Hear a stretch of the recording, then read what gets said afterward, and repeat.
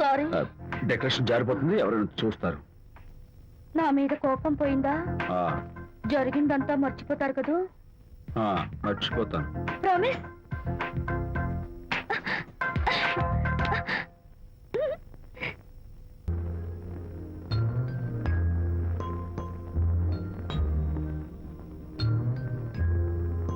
పాపా పాపా, ఏంటి బొమ్మలో పుట్టబోయే నీ బిడ్డ ఎలా ఉంటాడో చూసుకుంటున్నావా?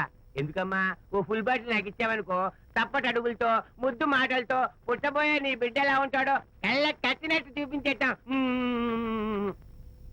ఏంటి రెస్పాన్స్ లేదు? లీనమైపోయావా? మరి నేనేమైపోను?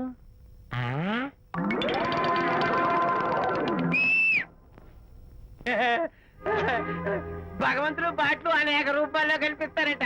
ప్రస్తుతం ఈ కప్పేలకు బాటిల్లా కనిపిస్తాను. ఆగు, దాన్ని మాత్రం అమ్మడానికి నేను ఒప్పుకోను. తప్పమ్మా, దేని మీద మమకారం పెంచుకోకూడదు.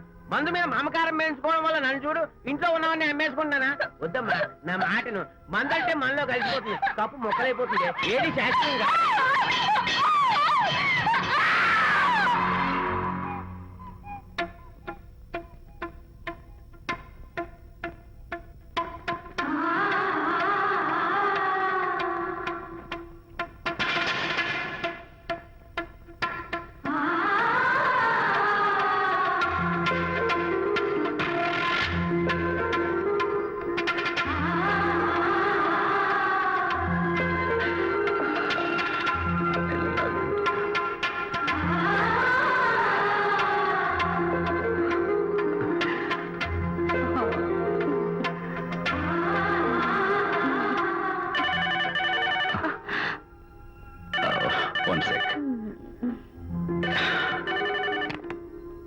హలో, నేను విజయ్ మాట్లాడుతాను. బాబు, అనితమ్మ గారిని ఆ తాగుబోసచ్చినోడు తోసేశాడు.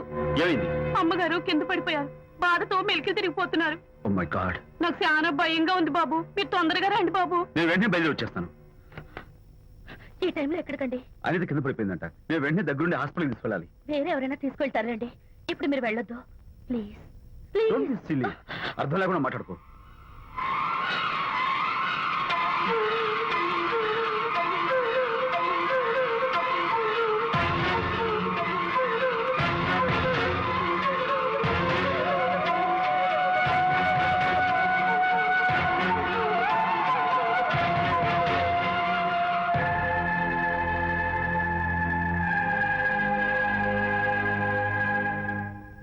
డాక్టర్, అనితకి నథింగ్ టు వరీ. కాలికి దెబ్బ తగిలింది కాబట్టి పర్వాలేదు. అదే కడుపుకు తగిలింటే అబార్షన్ అయి ఉండేది. Thank God. Anyhow she is lucky. చూడండి, నెలలు నిండుతున్న కొద్దీ మీరు మీ షీస్ మై ఫ్రెండ్ డాక్టర్. అలాగా, పెయిన్ ఎక్కువగా ఉంటే ఈ టాబ్లెట్స్ వాడండి. అలాగే డాక్టర్. ఇంత చిన్న దెబ్బకి అంత ఇదైపోతావేంటి విజయ్? చిన్నదేం కాదు, జరగకూడదు జరుగుంటే చాలా పెద్ద అయ్యేది. నువ్వు ఉన్నావుగా. సర్లే, డాక్టర్ ఏం చెప్పారు తెలుసా? నువ్వు పిచ్చి పిచ్చి ఆలోచనలు పెట్టుకుని మనసు పాడు చేసుకోవద్దని, ఎప్పుడు సరదాగా ఉత్సాహంగా ఉండాలని, కష్టమైన పనులు ఏమీ చేయకూడదని, బాగా రెస్ట్ తీసుకోవాలని, సమయానికి మందులు వేసుకోవాలని, మంచి ఆహారం తీసుకోవాలని, జ్యూసెస్ తాగాలని, ఎక్సర్సైజ్ చేయాలని. ఇవన్నీ డాక్టర్ గారు చెప్పుండరు, నువ్వే కావాలని చెప్తున్నావు కదా. అఫ్ కోర్స్, ఇందులో డాక్టర్ చెప్పిన కొన్ని, నేను కల్పించి చెప్పిన కొన్ని. ఈ డెకరేషన్ అంతా ఎందుకో తెలుసా? నా కొత్త ఫ్రెండ్ కోసం. కొత్త కొత్త ఫ్రెండా? నేను కాకుండా? ప్రస్తుతం నీ కడుపులో రెస్ట్ తీసుకుంటున్నాడు. రేపు వాడు బయటకు వచ్చాక నా చెవి పట్టుకుని, ఎరా భడవా, మా అమ్మ నీ బెస్ట్ ఫ్రెండ్ అంటావే, మరి తను ఎలాగైనా చూసుకోవటం. నువ్వు చేసిన తప్పు శిక్ష ఉండో తెలుసా? నేను నీ బట్టల మీద, ఆ తర్వాత నీ మీద పోసేస్తాను అన్నాడు అనుకో, ఆ అత్తల సువాసనలకి, ఆ గుహాళింపులకి నేనేమైపోవాలి, నా బట్టలేమైపోవాలి. కాబట్టి అమ్ముడు, నా లిటిల్ ఫ్రెండ్ కోసం ఇక్కడి నుంచి నువ్వు నా మాట వినాలి, తప్పదు. ఓకే విజయ్, నువ్వు నా తోడు లేకపోతే నేనేమైపోయేదాన్ను. నీ ప్రేమ అభిమానం చూస్తుంటే నాకేమనిపిస్తుందో తెలుసా? మళ్ళీ జన్మంటూ ఉంటే నీ కడుపున వచ్చి పాపాయిని పుట్టాలనిపిస్తుంది. ఇంతకంటే ఎలా చెప్పాలో? ఏ ఊరుకో. మా అనిత ఎప్పుడు ఇదొకటి అనితలాగే సరదాగా, హుషారుగా, అల్లరి చేస్తూ, గోల్ చేస్తూ ఉండాలి. Okay, come on, cheer up. That's good. Come on, let's go. రా తల్లి రా. అల్లుడితో చెప్పకుండా అలిగొచ్చేసావా?